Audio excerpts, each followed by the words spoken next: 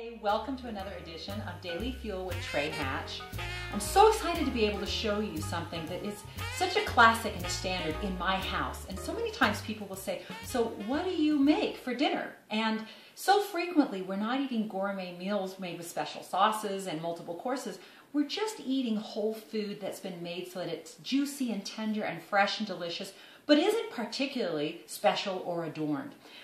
One of the most typical foods that we'll eat is a nice piece of fish or a piece of boneless, skinless chicken breast. So I wanted to show you today the classic restaurant way to make your boneless, skinless chicken breast taste juicy and moist and tender. And so often, if you've ever had it and it tastes really dry like sawdust, it doesn't need to be that way. So the first step is to have boneless, skinless chicken breast that has not been frozen. That automatically gives it 50% more juice because every time you freeze, it extracts moisture.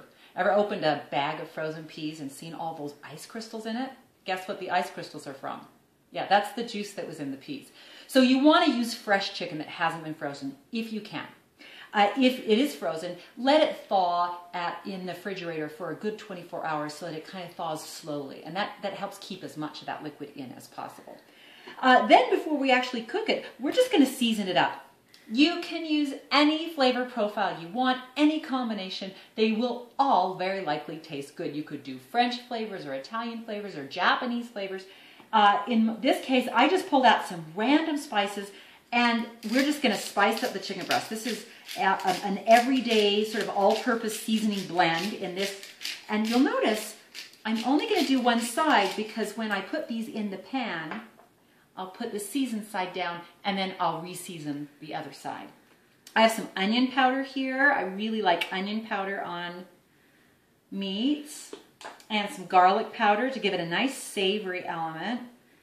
You don't like garlic? Fine, leave it off. Whatever you like, you could use paprika. I like lemon pepper. It just gives it a little bit of zing.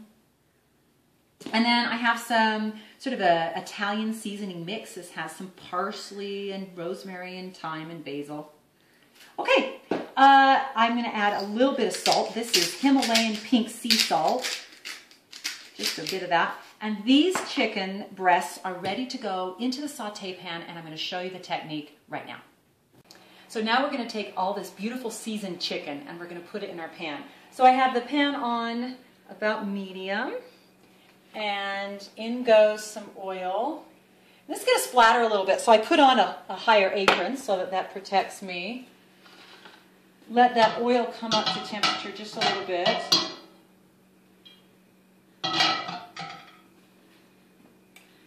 And I also like to put a little bit of butter in sometimes. You can do butter and olive oil together. It's wonderful. Or in this case, just oil, either way.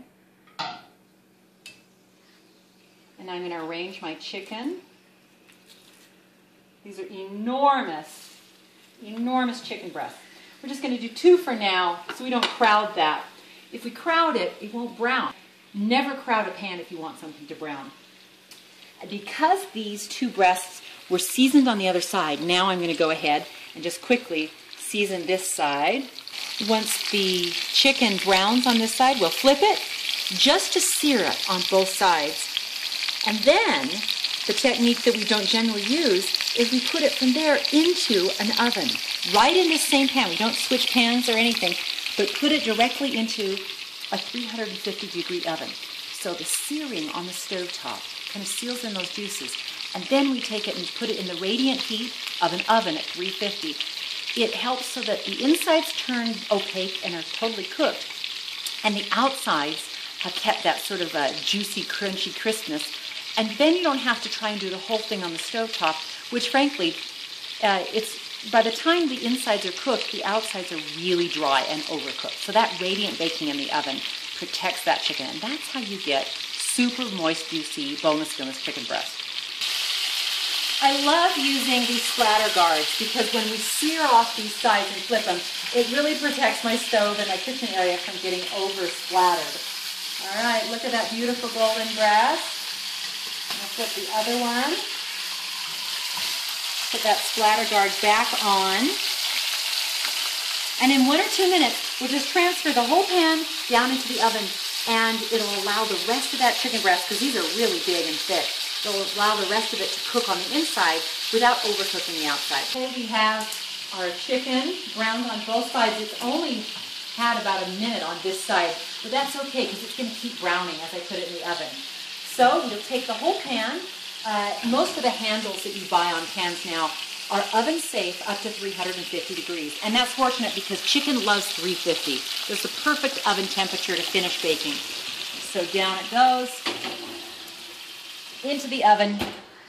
And now we'll give it about 10-15 minutes. We'll touch the tops of the chicken to make sure that it's not overcooking because we want to pull it out just when the inside is perfectly done. But we never want to make it overdone because boneless, skinless chicken breast doesn't have sufficient amount of fat in it to stay juicy if we overcook it. So we have to time it just right. Let's check on the chicken and see if it's done. And the way we do that is we touch it. It's not too hot to touch. And I'm looking for a little bit of spring in it, but it just feels firmer than it did when it was raw. So this chicken is now done. I'm going to show you a trick in just a second. I want it to be out. We'll let the chicken rest for about 10 minutes so that when we cut it, all the juices don't run out. By letting it rest, those juices stay in. But I'll show you a trick. If you just take your hand, you close it, and you don't squeeze hard, but you just put your fingers together. And you touch this pad of muscle right above your thumb. That feels like raw chicken. Now, if I squeeze my hand and contract that thumb together tight, and I feel it again, that's cooked chicken. It matches exactly.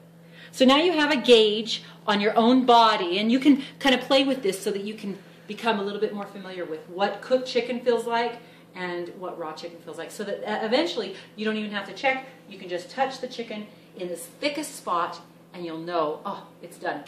Our chicken has been resting for about 10 minutes, so I'm going to take it out of the pan, turn the pan on, because now we're going to make a quick deglaze pan sauce. And now I'm going to deglaze this pan with some liquid. In this case, I'm going to use some white wine.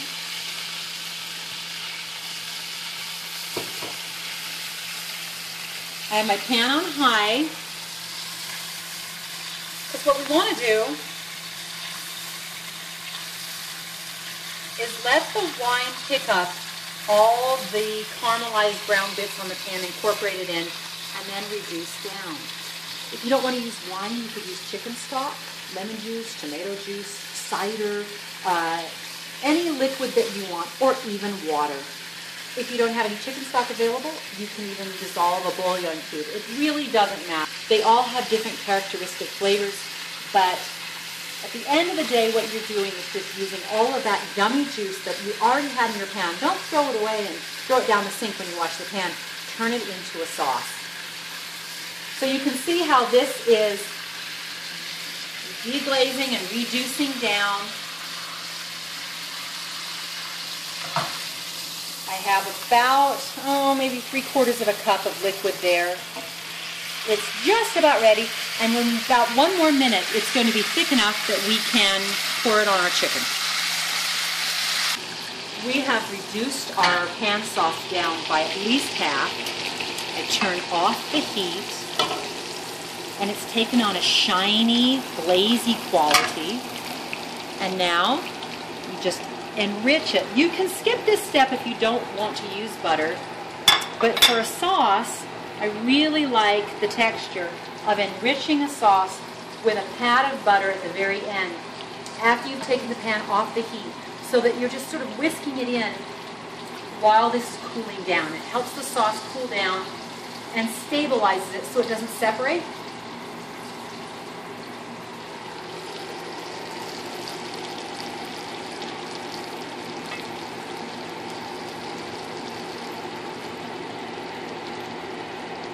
Okay, I've just cut on the bias some of these beautiful pieces of chicken, and today I'm going to serve this chicken alongside some delicious ratatouille, little salt boiled potatoes that have been drizzled with a little bit of butter.